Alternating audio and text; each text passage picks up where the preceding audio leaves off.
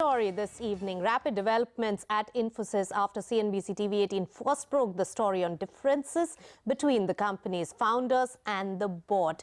Today, the co-founder of the company, Narayana Murthy, has broken his silence on camera.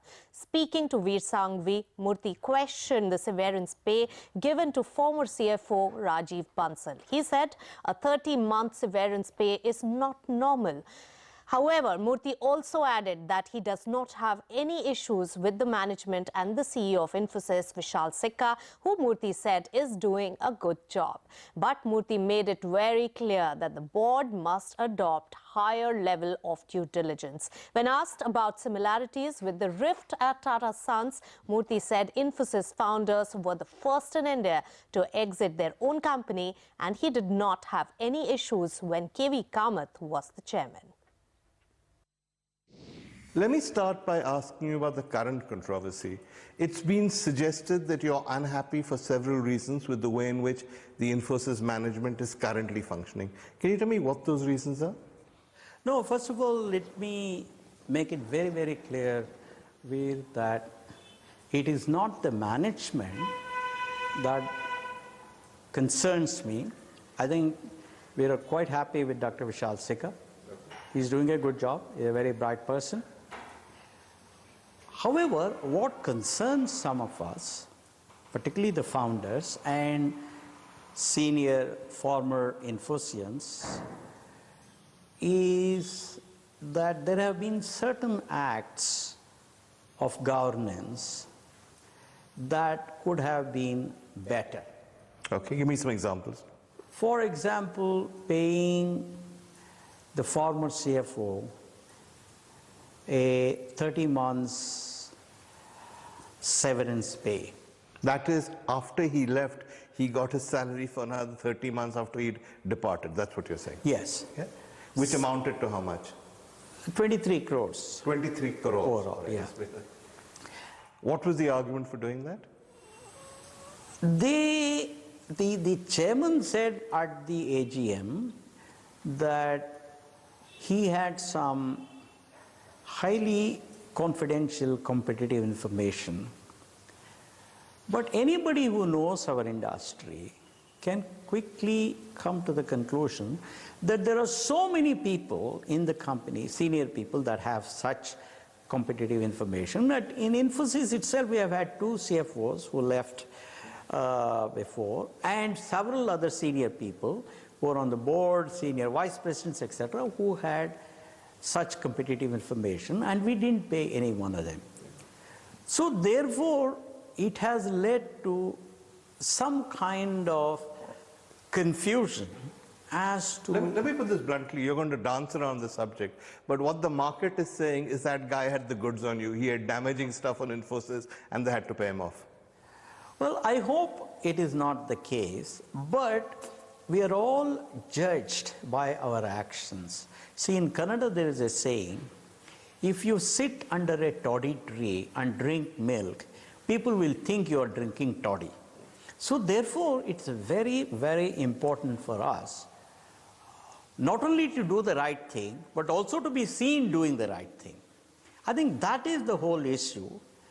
Before we go further, I have to give you in all fairness what the board has said in response. And has said what they've done is standard industry practice. Is it?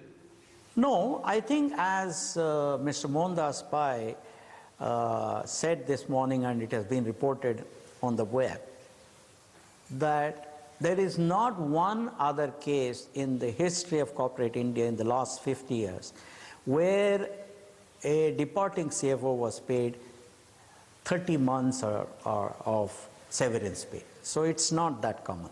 So let's take the example of Mohandas Pai, who was CFO at one stage, yes, who when he finally left Infosys, left with a degree of unhappiness that he'd not been considered for the job of CEO because he was not one of the founders. Yet there was never any suggestion that he needed to be paid off or that he would compromise Infosys. No, he left with the company's best interests at heart.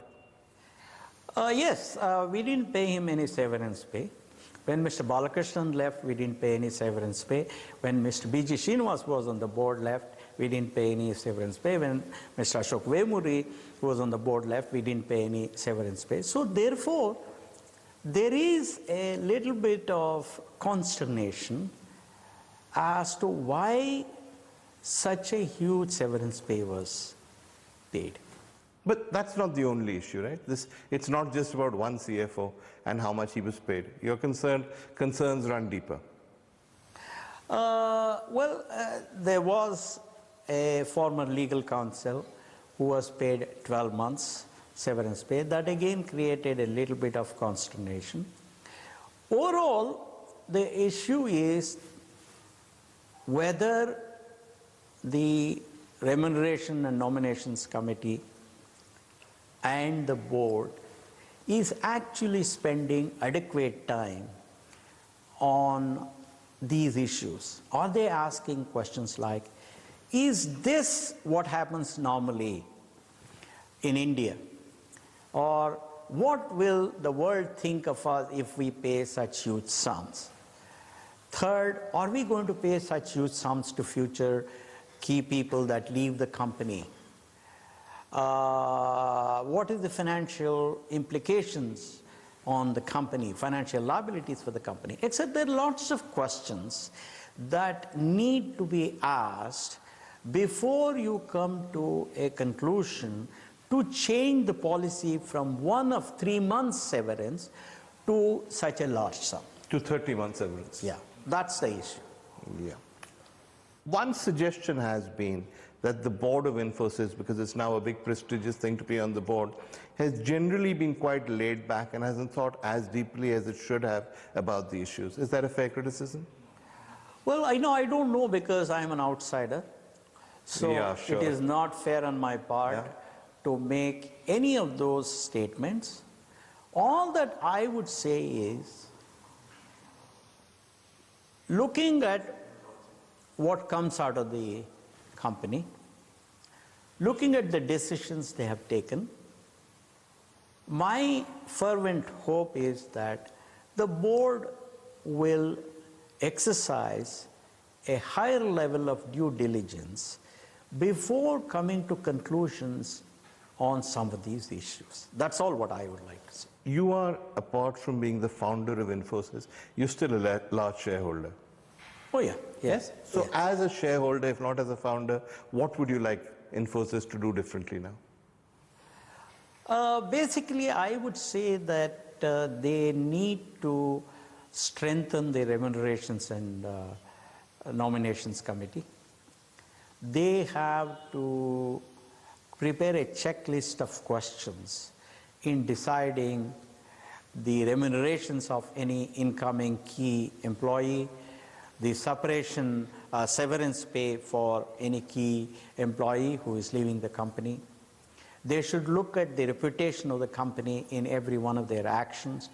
And at the end of the day, they have to ask a very simple question. Will this decision of ours enhance respect for the company? That's all. The moment you ask the question, I think a lot of these issues will get sorted out. But that suggests they're not asking the questions at the moment. Is that what you believe? Well, as I said, I'm not part of the deliberations, so therefore I am not in a position. No, hang on. You're saying they should do this, but you wouldn't want them to do this if they're already doing it. I mean, that's self-evident, right? If they're doing it, then I don't think we would have had a decision of the kind that we have seen. That's all. Okay. Before I go on to the larger issues of the tech industry and Infosys, let me ask you the sort of uncharitable thing that's being said about you, which is that this is Ratan Tata syndrome, a man who walked away from an empire and said, I don't care, I will concentrate on other things, and now cannot bear to see the company being run without him. Well, I'm not sure it's true of Ratan Tata, but that is the term. I think it's a fair question. Yeah. I have been told by several industry experts that in the 150 years of corporate India, we, the founders, were the first group to voluntarily walk out from the company after founding it and nurturing it for 33 years, creating a cash pile of about 30,000 crores, taking the market capitalization to about 200,000 crores, taking the revenue to about $8.7 billion, taking the net income to about $1.8 billion, creating 32 million square feet of office space plus another 7 work in progress.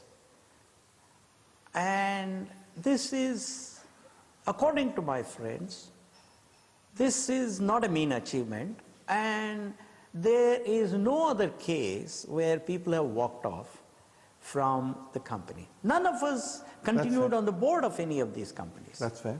Yeah. No, but the suggestion is that you are now having, well, not quite seller's regret, but walker away's regret, that having walked away, seeing the company doing well, you are actually not that happy and you want to interfere and run it. Well, if we had not seen